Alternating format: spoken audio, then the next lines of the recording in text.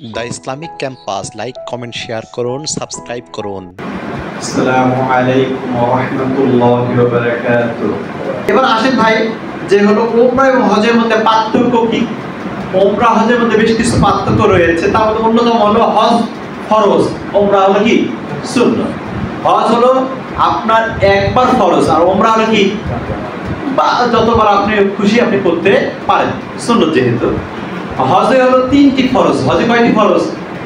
এক নম্বরে ফরজ হলো ইহরাম বাঁধা, দুই নম্বরে ফরজ হলো 9 জিলহজ মাসে কি আরাফাত ময়দানে ওকুফে আরাফা অবস্থান করা, আর হলো তাওয়াফে জিয়ারত করা অথবা তাওয়াফ করা, তাওয়াফ করা, সেই তাওয়াফ করা। এই তিনটি হলো হজের ফরজ।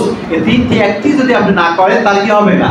হজই হবে না। আর সবচেয়ে গুরুত্বপূর্ণ 9 জিলহজ মাসের 9 তারিখে আরাফাত ময়দানে অবস্থান যদি আপনি না করেন তাহলে হজেই কি হবে না। খুবই গুরুত্বপূর্ণ একটা বিষয়। তাহলে এখানে একটা খুবই গুরুত্বপূর্ণ বিষয়। আর উমরা হলো 9 জিলহজ মাস তো আপনি করতেছেন না, তাহলে এটা হলো কি? উমরা হলো ইহরাম বাঁধা এবং কি তাওয়াফ করা, এই দুটো হলো উমরার ফরজ। তাহলে এখানে ফরজ দুটি আর ফরজ তিনটি পার্থক্য। তারপর ভাই এরকম বেশ কিছু রয়েছে, এই বিষয়গুলো যে উমরার ওয়াজিব হলো দুটি, একটা হলো মাথা মুন্ডন করা, একটা হলো সাই করা, সাফা মারওয়া দৌড়ানো। আর হজের ওয়াজিব আপনি 6 থেকে 7টি। তাহলে সেক্ষেত্রে মাথা মুন্ডানো এবং সাফা মারওয়া সাই করা ছাড়াও আরও 5টি কি রয়েছে? ওয়াজিব রয়েছে।